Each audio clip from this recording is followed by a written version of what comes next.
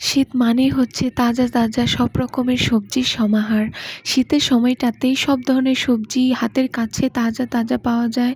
পুকুরে, নদীতে তাজা, তাজা অনেক রকমের মাছ উঠে। যাই হোক আজকে একটা হচ্ছে শীতের সবজি, অনেক রকমের সবজি দিয়ে হচ্ছে মাছের তরকারি ঝোল রান্না করব।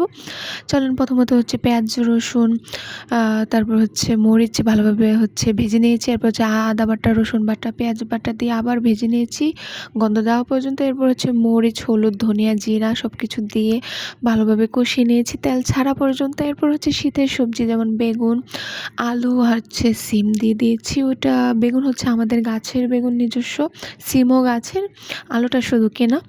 এখন দিয়ে ভালোভাবে নাড়াচাড়া করতেছিলাম মশলার সাথে মেশানোর জন্য। এরপর মাঝখানে একটু পানি দিয়ে দিয়েছি।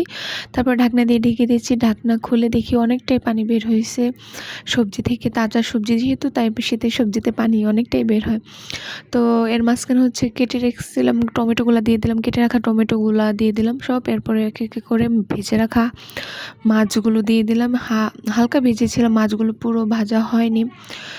তারপর ঝোলের মধ্যে সব কয়টা দিয়ে একটু ভালোভাবে উপর থেকে অনেকগুলো ধনিয়া পাতা ছিটিয়ে দিয়েছি। আর শীতের সবজিতে, তরকারিতে সব কিছুতে ধনিয়া পাতা লাগবেই লাগবে, এছাড়া চলেই না।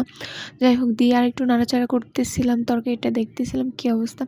তরকারি অনেক স্বাদ হয়েছিল। এভাবে একটু মাছের ঝোল খেয়ে দেখতে পারেন। শীতের সবজি যেকোনো সবজি দিয়ে মাছের ঝোল অনেক মজা হয়। আসসালামু আলাইকুম।